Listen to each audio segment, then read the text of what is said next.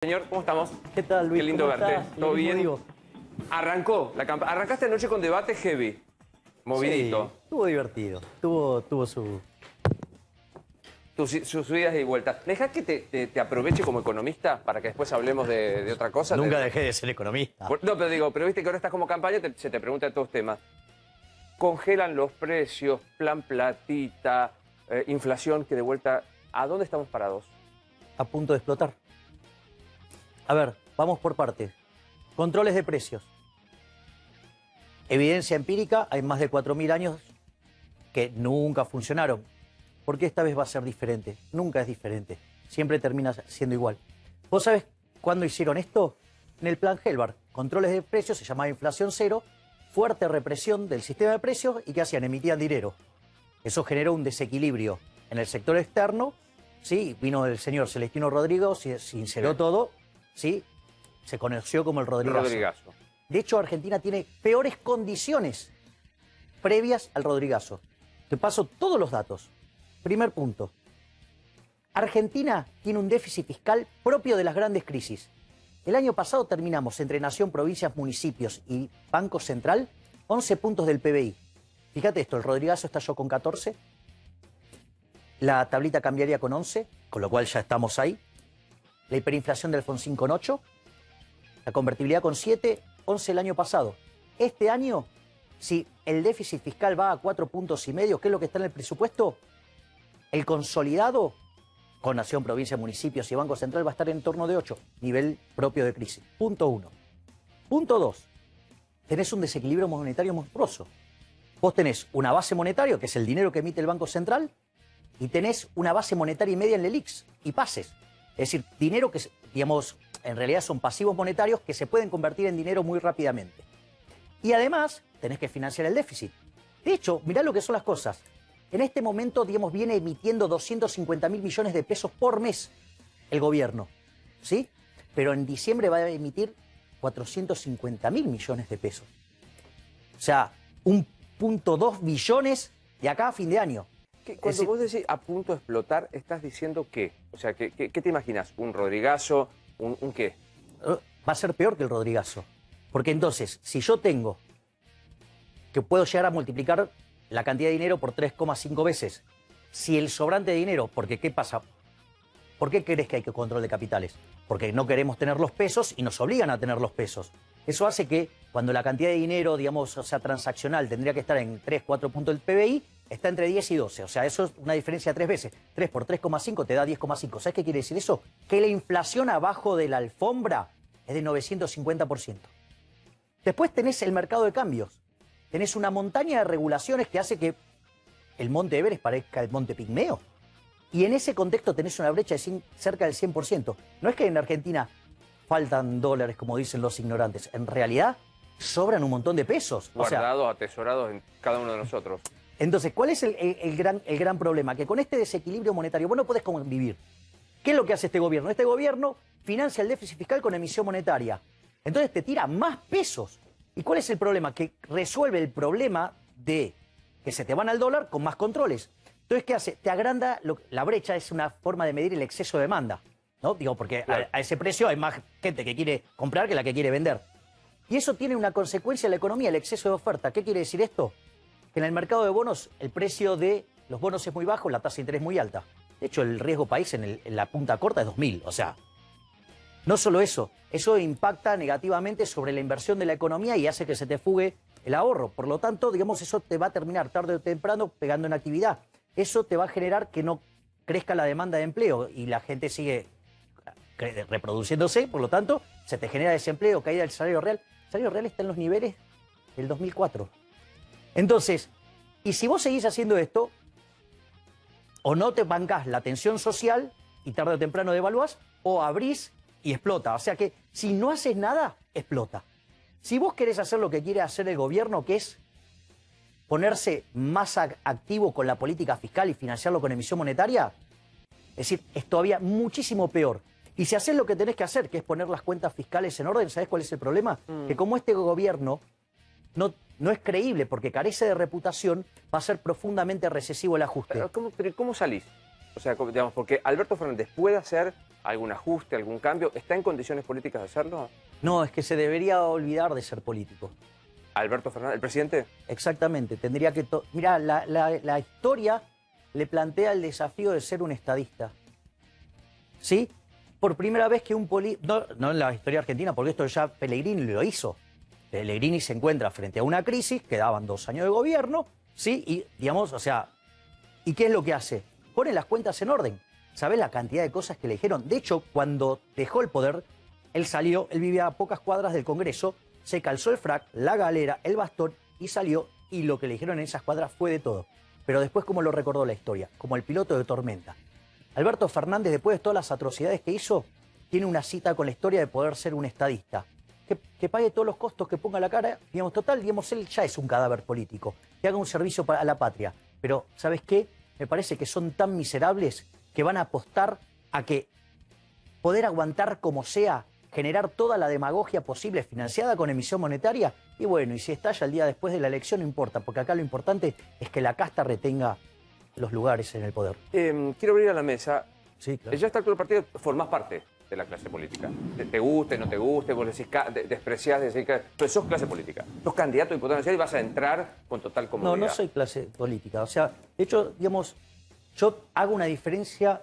O sea, una cosa es hacer política, otra cosa es la casta. La casta es una cosa mucho más compleja. Y esto, digamos, donde yo más lo descubrí, ¿sabes qué? Fue caminando la calle. Y con mucha interacción con la gente. Porque una de las cosas que descubrí, que si vos cuando estás caminando la calle y con las demandas que recibís, si vos no estás bien plantado en términos de fundamentos teóricos, de evidencia empírica y cómo esto se arregla, puede llegar a ser un desastre. Entonces, puede haber gente que tiene buena voluntad, pero es ignorante y puede hacer desastres. La casta es otra cosa. ¿Qué es la casta? La casta es gente que está formada, que sabe cómo esto funciona y a pesar de eso, ¿sí? Lo hace y produce daño sobre la población. ¿Por qué? Porque se beneficia con esto. Y es más, hay algunos que además son mucho más perversos, porque lo hicieron, fracasó siempre y lo siguen intentando. No porque crean que esta vez va a ser diferente y va a funcionar, sino porque se benefician con eso. Eso es la casta. Te doy un ejemplo muy concreto, muy pequeño para ir de lo particular a lo general. Es una inducción de lo particular a lo general. Tenés la ley de alquileres hoy. ¿Qué votás? ¿La derogación? Derogación total. ¿Y que cada uno negocie como quiera? ¿Y cuál es el problema de negociar, digamos, si en el fondo, digamos, es un contrato entre partes? ¿Por qué se tiene que meter el Estado? ¿O acaso el Estado, si nosotros queremos hacer un contrato, el Estado sabe mejor que nosotros lo que podemos hacer? Y bueno, entonces, ¿por qué se mete? Va a ser, a ver, cuando pasó esto, sí, yo le avisé al señor Lipovetsky que esto iba a terminar mal. ¿Qué terminó pasando? Terminó mal. Terminó, no mal, muy mal. Porque ¿qué es lo que pasó? Vos tenés una propiedad, yo tengo la necesidad de alquilar. Alquilamos por 2 meses, fijamos el precio entre nosotros y actualizamos como queremos. Nosotros hacemos un acuerdo entre nosotros. Y, digamos, cuando vos, en el fondo, cuando vos firmás un contrato, es como que estás creando tu propia legislación. Eso dice. O sea, a medida, digamos... Los contratos son las normas para las partes, dice el viejo código. Exactamente. Entonces, digo, ¿cuál es el problema? Si nosotros, vos sabés cuáles son tu situación, yo sé cuál es mi situación, ¿por qué alguien desde la poltrona, que no tiene la más mínima idea de nada, digamos, va a determinar cómo tenemos que pactar nosotros? Eso es una locura. Es decir, entonces, ¿cuál es el punto? ¿Qué es lo que le dije a Lipovetsky que iba a pasar? Que iban a terminar retrayéndose la cantidad de viviendas. Pasó. Digo, con lo cual, además, los precios se fueron a las nubes. Con lo cual pasó porque el precio relativo subió fuertemente. Y no solo eso, sino que además hay otro efecto que no se mide, pero que también está presente, que es el deterioro de la calidad de las viviendas que quedan. Entonces, digo, pasó todo. Ahora, estas cosas, la teoría económica la tiene resuelta hace 70 años.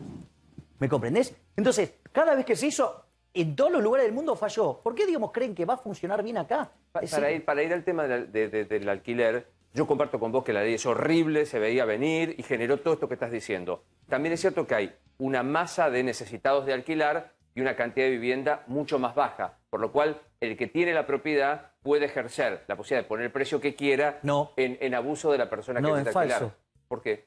Porque yo voy y no lo tomo. ¿Cuál es el problema? No lo tomo. ¿Y dónde voy?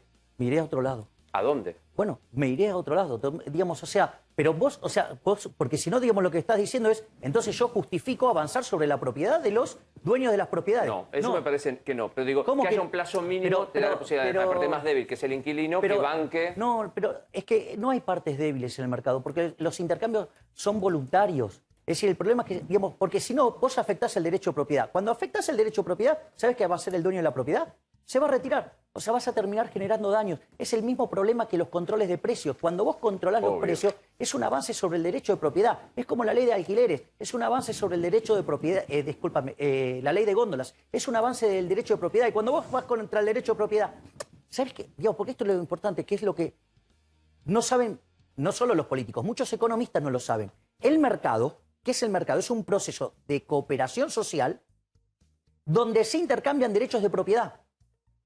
Es decir, si yo te vendo mis anteojos, yo te entrego los anteojos y vos a cambio, ¿qué me das? Dinero. Dinero. Bueno, esa relación entre ese dinero y mis anteojos, ¿sabes qué es?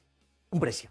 Es un registro histórico y eso transmite señal. Digamos, los agentes se coordinan respecto a eso. Algunos serán compradores, otros serán vendedores. Y si hay diferencias entre oferta y demanda, sí, digamos, se ajustan los precios. Ahora, si vos tenés un problema de que te faltan, digamos, o sea, viviendas, la única forma que vas a corregir que eso pase es con la señal de precios, que es lo que va a inducir a que la oferta crezca. Es decir, pero acá el problema es que, bueno, no creen, digamos, en el mercado, porque lo que no terminan de entender, que el mercado somos todos, interactuando y cooperando, Está claro. Salvo que sea a punta de pistola, pero eso ya no es mercado, eso es Estado. Sí, Nacho. Sí, Javier, tuviste un fuerte cruce con Miriam Bregman en el debate. De hecho, ella no te saludó ni antes ni después. Y se dio una situación con respecto a tu posición con el tema del aborto, que vos dejaste una frase que fue polémica, por eso te la quiero consultar. La única forma en que avalo el derecho al aborto es con riesgo de vida de la madre, porque hay un conflicto de propiedad. ¿Qué quisiste decir con lo del conflicto de propiedad? A ver, vamos por partes. Que yo tenga discrepancias ideológicas con alguien, me parece que no amerita ser maleducado. Yo intenté saludarla al inicio e intenté saludarla al final. ¿Te diste cuenta en el momento que no te había saludado? No, sí, me di cuenta, pero nada, entendía que en la primera parte podía estar enojada o algo por el estilo, y que bueno, después del debate, digamos, o sea, quizás se le pasaba y intenté... Digamos, si la cruzara ahora la volvería a intentar saludar. O sea, porque digamos que yo tenga discrepancias ideológicas con alguien, digamos, o sea, no, digamos, bueno, de hecho tengo una excelente relación con el señor y no pensamos precisamente igual. Ese es el primer punto. O sea, con lo cual, no importa, digamos, o sea, si me la volviera a cruzar, voy a volver a intentar saludarla, no tengo problema, es un problema de otra índole. Respecto, digamos, a mi posición del aborto, yo, digamos, las fundamento desde tres lugares. Desde un lugar ideológico, ¿sí? Desde el liberalismo, lo hago desde un lugar biológico y lo hago desde un lugar matemático. Desde el lugar del liberalismo el liberalismo es el respeto irrestricto del proyecto de vida del prójimo, basado, esto es muy importante, en el principio de no agresión y en defensa del derecho a la vida, la libertad y la propiedad. Como en el plano de la biología se determina que la vida comienza con la concepción, y en la visión matemática vos tenés dos saltos discretos a lo largo de la vida. La vida es un continuo, pero tiene dos saltos discretos. Uno, ¿cuál es? La concepción. Sí. Y la otra es la muerte. No es así, pero bueno, te sigo. ¿Cuándo te morís? ¿Cuándo te morís? ¿Cómo? ¿Cuándo se muere una persona? Cuando dejaste de respirar. No. Bueno, la ley argentina dice que te morís con electroencefalograma chato, aún con actividad vital. No, Por lo cual, si la vida termina con electroencefalograma... A ver, te hago una pregunta. ¿Esa definición es biológica o de un abogado? No es biológica. No, porque la actividad cerebral no es biológica. No, la bueno, actividad digamos, cerebral que no admite... No, la muerte cerebral no permite más la vida de una persona en tanto persona. No, bueno, está bien, digamos, o sea, vos creés que... ¿Vos donás órganos? ¿Qué? ¿Vos donás órganos? Sí, digamos, o sea, yo no estoy de acuerdo con la donación, digamos, de órganos si es obligada por el Estado. Si es voluntaria, sí. Pero si donás órganos, hay actividad vital, hay actividad celular. Y a nadie se le ocurre que quien le ablaciona las córneas está matando a una persona. ¿Por qué? Porque la muerte se produce no con el último acto celular, sino con digamos, para mí el salto discreto es cuando, digamos, es el último acto celular. Porque vos no me estás haciendo una definición biológica. Vos me estás haciendo una definición, estás alegando a la ley. No, pero la ley se basa en una discusión. Yo no quiero traer el aborto porque una discusión que ya por suerte, para mi modo de ver, ha sido saldada por la ley. Y nadie obliga a nadie a abortar, nadie obliga a nadie a donar. Bueno, a ver, desde mi punto de vista, el salto discreto es cuando no hay más actividad de ningún tipo. Pero bueno, digo, y la ley te lo respeta. Bueno, entonces, en ese concepto, ¿sí? Para mí, digamos, la interrupción en cualquier momento intermedio, ¿sí? Es un asesinato agravado por el vínculo en el caso del aborto. Y ahí, digamos, yo tengo dos definiciones que las puedo hacer con dos ejemplos. La primera es la idea del avión. Yo soy dueño del avión, voy desde Buenos Aires a París y te invito, Nacho, a venir conmigo. Yo soy dueño del avión, ¿eh? Yo soy dueño del avión. Estoy en el medio del Atlántico, pasando, y ahora no quiero que vengas conmigo a Europa. Entonces te digo, bájate del avión. ¿Cómo vas a terminar? Muerto. O sea, por lo tanto, digamos, dadas las características bajo las cuales se generan hoy, al menos hoy, con este nivel de tecnología, ¿sí? Digamos, o sea, esa interrupción es un asesinato. Ahora bien, es interesante el caso cuando me dice, ¿vos cuándo admitís el aborto? Entonces yo digo, cuando hay peligro de vida de la madre. Porque hay un conflicto de propiedad. Es decir, para mí, digamos, la persona que está en el vientre es otro ser, de hecho tiene una carga genética distinta desde el propio momento de la concepción, es otro ser, es un individuo en evolución. Ok, entonces, suponete lo siguiente ahora, porque vos ponele que entra alguien a tu casa a robar y vos no estás contento con eso. Ahora, ¿qué es lo primero que vas a tratar de hacer con esa persona? Que se vaya. Pero no es tu primer solución ir y pegarle un tiro en la cabeza. Lo que vos vas a hacer es, ¿qué cosa? Tratar de que se vaya. Y solamente, digamos, recurrirías a la fuerza solo si tu vida estuviera en peligro. Entonces ahí sí hay un conflicto de propiedad. Entonces, ante el conflicto de propiedad, digamos, o sea, vos, ¿qué vas a hacer? Vas a defender tu propiedad, tu vida. Entonces, cuando hay riesgo de vida para la madre, entonces, en ese caso, sí es admisible el aborto. ¿En caso de violación no lo defendés? La pregunta es, ¿por qué un delito se puede compensar con otro delito? Es decir, si, no sé, si Luis me robara a mí, ¿yo tengo derecho a robarte a vos? El caso de violación es una situación muy trágica, muy distinta. Yo no dije... Me parece anacrónica la discusión. Discúlpenme, con todo cariño y respeto, me parece no que es discusión, le estoy preguntando. Pero está sancionado por ley. No. A Javier nadie lo obliga a que a una mujer que esté con Javier aborte. Me parece, estamos al borde de preguntar si el matrimonio igualitario estamos al borde de preguntar si el voto calificado me parece, ¿no? Sí, Pensándolo. No, yo no tengo problema, digamos, me preguntan, yo contesto. Obvio, o sea, yo, digamos, o sea... Sí, Rosario. En caso de que llegues al Congreso, que vas a llegar, ¿vas a acompañar el acuerdo con el Fondo Monetario Internacional? ¿Y se puede pagar a 10 años la deuda? Mirá, el problema central de Argentina, ¿sabes cuál es, Rosario? No es la deuda en sí mismo. El problema de Argentina es el déficit fiscal. Es decir, lo que te genera, ¿sí?, el endeudamiento es el déficit fiscal. Entonces, en realidad, vayas o no vayas al fondo, si vos no arreglás el problema estructural, que es el déficit fiscal, vos no vas a tener solución. Lo primero lo que vos tenés que hacer entonces es, ¿cómo hacemos, ¿sí?, para arreglar el problema del déficit fiscal? Una de las cosas que yo elaboré para Pero con el fondo, con el fondo se tiene que negociar, sí o sí, tenés que pagar. No, está bien, es que el Fondo Monetario Internacional, el fondo, digamos, o sea, si vos lo defaulteás al fondo, digamos, el problema va a ser mucho más grande que el que tenemos ahora. Pero vos fíjate que cuando yo describí los tres escenarios, hay un escenario malo que es el ajuste, ¿sí? Porque si ese ajuste no tiene, en un gobierno que no es creíble porque no tiene reputación, ese aumento del ahorro no tiene contrapartida de inversión y es recesivo. Pero también te dije, si no haces nada, es muy malo, es mucho peor el resultado. Y si haces tirar plata, digamos, desde un helicóptero, es como tirar nafta al fuego. Entonces, el problema es cómo arreglamos la cuestión del desequilibrio fiscal. Una de las cosas que yo señalé ayer, y es con la que, digamos, lo hice en la parte de cuando hablé del modelo de la casta. ¿Cuál es el problema? Ayer vos tenías 3 candidatos que en el fondo adhieren a la misma base del modelo, al mismo modelo conceptualmente, que es que donde hay una necesidad, nace un derecho. Y eso, digamos, está claro en Vidal, cuando dijo que ella admiraba a Eva Perón. Está claro, digamos, en Santoro, porque justamente está representando al Frente de Todos, que justamente esa visión la tiene exacerbada, y que hablar de izquierda, digamos, que son los inspiradores de la idea. ¿Cuál es el problema con esa idea? Que cuando vos creás un derecho, alguien lo tiene que pagar. Entonces, ¿qué es lo que pasa? Si en cada necesidad nace un derecho, ¿cuál es el problema? Como las necesidades son infinitas, y los recursos son finitos, Argentina vive persistentemente con déficit fiscal. Argentina, mira, de los últimos 120 años, durante 110 tuvo déficit fiscal. Desde 1900 hasta hoy hubo 17 crisis. De las 17 crisis, 15 tienen origen fiscal. No solo eso, desde el año 50, digo, porque hay algunos que tienen algún purismo con las cuentas, entonces, medido desde el año 50 hasta acá, sí, Argentina como consecuencia de estas crisis vivió el 50% del tiempo en recesión.